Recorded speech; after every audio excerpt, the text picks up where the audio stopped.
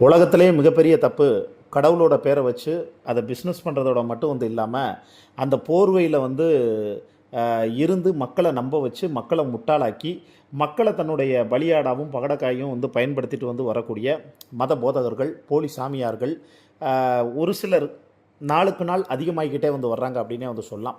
ஒரு 100 பேர் இருக்காங்க அப்படின்னா அதில் 100 பேரில் இன்றைக்கி இருக்கக்கூடிய அதாவது இறைவனுக்காக தன்னுடைய வாழ்க்கையை அர்ப்பணித்து உண்மையிலே தொண்டு செய்யக்கூடிய மனநிலைமையில் இருக்கிறவங்க ஒரு 25% தான் வந்திருக்காங்க. மிச்சம் 75% இன்றைக்கி எப்படி ஆயிடுச்சுன்னா பக்கா கார்ப்பரேட் பிஸ்னஸ் மாதிரி ஆயிடுச்சு. மலையாளத்தில் ஒரு படம் வந்திருந்தது, பகத் பாசில் நடித்த டிரான்ஸ்னு ஒரு படம். அந்த படத்தில் இந்த கிறிஸ்தவ மதத்தில் இருக்கக்கூடிய ஒரு சில பாஸ்டர்கள், நான் சொல்கிறது ஒரு சிலருங்க, எல்லாருமே அப்படி கிடையாது.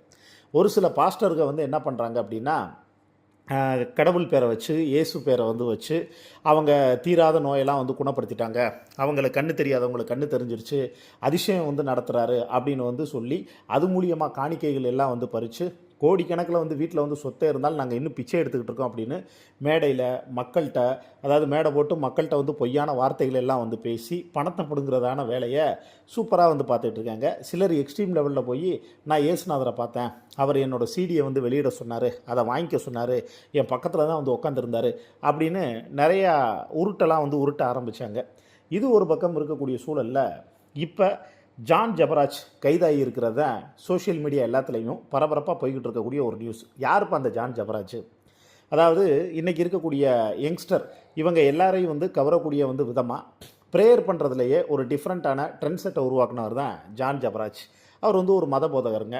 அவர் கடவுளை எப்படின்னா, ஒரு சினிமாவில் இருக்கக்கூடிய ஒரு இசை பாடகர், இப்போ ஒரு ஹிப்ஹாப் ஆதி இது மாதிரியான ஒரு ரேப் பாடகர் எப்படி பாடுவாங்களோ அதே மாதிரி தனக்குன்னு ஒரு யூனிக்கான ஸ்டைலில் வச்சு அந்த ஸ்டைல் மூலியமாக ப்ரேயர் பண்ணி ஏகப்பட்ட இளைஞர்களையும் இளைஞர்களையும் தன்னுடைய திறமையினால் கவர்ந்த ஒரு மத போதகர் அப்படின்னே சொல்லலாம். அதில் எந்த விதமான மாற்றமும் இல்லை. ஜான் ஜபராஜுக்கு இப்போ வயது 35. அவர் மேடையில் பேசும்பொழுது, ஆரம்பத்தில் நான் நிறையா கஷ்டப்பட்டேன், அந்த கஷ்டத்துலேருந்து கர்த்தர் தான் என்ன எல்லாத்தையும் மீட்டு கொண்டு வந்தார் வச்சார். அதுக்கப்புறமும் ஒரு சில மேடைகளெல்லாம் பேசுகிறப்ப பேங்க் பாஸ்புக்கு ஒருத்தவங்க நம்பரை சொல்லி இதில் அக்கௌண்ட் இந்த அக்கௌண்ட்டில் அமௌண்ட்டு கிரெடிட் ஆகும் அப்படி இப்படின்னு நிறைய உருட்டெல்லாம் இது பண்ணார். ஏற்கனவே அந்த கிறிஸ்தவ மதத்தில் இருக்கக்கூடிய பல பாஸ்டர்கள் ஜான் ஜபராஜ் மேலே கடுப்பில் தான் இருந்தாங்க. இந்த ஆள் வந்தோடனே நம்ம வருமானம்லாம் போயிடுச்சு, இவனுக்கு நல்லா கல்லா கட்டுது அப்படிங்கிற ஒரு மிகப்பெரிய எரிச்சலில் பார்த்தோன்னா இருந்தாங்க. ஜான் ஜபராஜ் சும்மா இல்லை, வரக்கூடிய எல்லாட்டையுமே எல்லா காணிக்கை இருந்தால் காணிக்கையை பெட்டியில் போடுங்க, இல்லைன்னா நீங்களே காணிக்கை பெட்டியில் விழுந்துருங்க அப்படி இப்படின்னு கொஞ்சம் வசீகரமாக பேசி அந்த ப்ரேயர் நடக்கக்கூடிய இடத்துல அதை தன்னுடைய ஒரு சினிமா கூட மாதிரி ஆக்கக்கூடிய ஒரு மனுஷன் அப்படின்னே சொல்லலாம். கிங் ஜென்ரேஷன் கிறிஸ்தவ பிரார்த்தனை கூடம், அந்த பிரார்த்தனை கூடத்தோட மத போதகர் தான் இந்த ஜான் ஜபராஜ். இவர் என்ன பண்ணியிருக்காரு, 2024 மே 21 கோயம்புத்தூரில் ஜிஎன் மில்ஸ் பகுதியில் இருக்கக்கூடிய தன்னுடைய வீட்டில் ஒரு பார்ட்டி ஒன்று ஏற்பாடு பண்ணியிருக்கார், ஒரு விருந்து ஒன்று வச்சுருக்கார். அந்த பார்ட்டிக்கு சிறுமிகளை அழைச்சிருக்காரு. அங்கே நிறைய பேர் வந்திருக்காங்க. பர்டிகுலராக அதில் இருக்கக்கூடிய 2 சிறுமிகளுக்கு மனுஷன் பாலியல் தொல்லை கொடுத்துருக்காங்க. அவங்க ரொம்ப மன உளைச்சலாகி அது மனசுக்குள்ளேயே புழுங்கிட்டு இருந்த அவங்க இந்த விஷயத்தை சொல்லலாமா வேணாமான்னு ஒரு பக்கம் பார்த்தோன்னா யோசித்து சமீபத்தில் அந்த விஷயம் சொல்ல ஆரம்பித்ததுக்கப்புறமா போலீஸில் போய் கம்ப்ளைண்ட் கொடுத்ததுக்கப்புறமா அனைத்து மகளிர் காவல் நிலையம், அதாவது காந்திபுரத்தில் இருக்கக்கூடிய அனைத்து மகளிர் காவல் நிலையத்தில் கம்ப்ளைண்ட் கொடுத்தோடனே அவங்க இந்த வழக்கை பார்த்தீங்கன்னா, அதாவது கம்ப்ளைண்ட்டை எடுத்து ஜான் ஜபராஜை அரெஸ்ட் பண்ணுறதுக்கு தேட ஆரம்பிச்சிருக்காங்க. விஷயம் இப்படி போன உடனே ஜான் ஜபராஜ் தலைமறைவாயிட்டார்.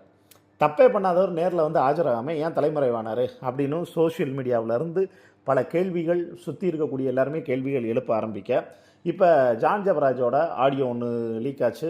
பேரை வச்சு யாரோ மிஸ்யூஸ் பண்ணுறாங்க, நான் உங்களை அசிங்கப்படுத்த மாட்டேன் அப்படின்னு ஒரு மொட்டையாக ஒரு ஆடியோ ஒன்று ரிலீஸ் ஆயிடுச்சு. இது ஜான் ஜபராஜ் யாருக்காக சொன்னார், எதுக்காக சொன்னாருங்கிற சந்தேகம் ஒரு பக்கம் போக, ஜான் ஜபராஜை ஒரு 4 5 நாள் சல்லடை போட்டு தென்காசி பெங்களூரு சுற்றி எல்லா பக்கம் தேட ஆரம்பிச்சிருக்காங்க. மனுஷன் சிக்கவே இல்லை. வெளிநாட்டுக்கு எதுவும் தப்பிச்சு போயிடக்கூடாதுங்கிறதுக்காக ஏர்போர்ட்டு துறைமுகம் எல்லாத்துக்குமே லுக் அவுட் நோட்டீஸ் அனுப்பியிருக்காங்க.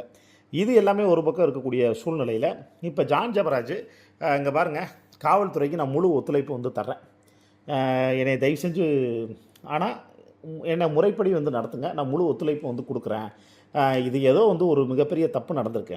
ஏற்கனவே என் மனைவிக்கு எனக்கு வந்து வாய்க்கா தகராறு பிரச்சனை போயிட்டு இருந்தது. அந்த பிரச்சனையை வந்து பயன்படுத்தி என் மனைவி குடும்பத்தில் வந்து இருக்கிறவங்க தான் என் மேலே இப்படி வந்து ஒரு விஷயத்த புனைஞ்சிருக்காங்க. அதனால் நான் எந்த வெளிநாட்டுக்கு தப்பியெல்லாம் வந்து போக மாட்டேன், விசாரணைக்கு முழு ஒத்துழைப்பு வந்து நான் வந்து தர்றேன் அப்படிங்கிற மாதிரி ஜான் ஜபராஜ் வந்து சொல்லியிருந்தாப்புல.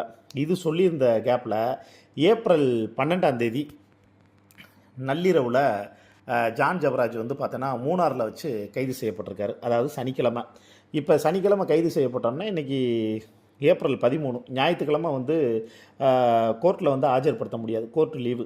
அதனால் கோவை ஆர்எஸ்புரம் நீதிபதி நந்தினிகிட்ட வந்து கொண்டு போய் இவரை வந்து ஆஜர்படுத்தியிருக்காங்க. அவங்க வரக்கூடிய 25ஆம் தேதி வரைக்கும் நீதிமன்ற காவலில் ஜான் ஜபராஜை வைக்கணும் உத்தரவு விட்டுருக்காங்க.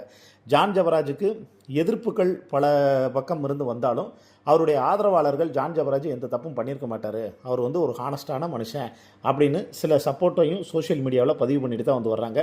இதை பற்றி உங்களுக்கு தோணக்கூடிய கருத்துக்களை நீங்களும் மறக்காமல் கமெண்ட்டில் பதிவு பண்ணுங்கள்.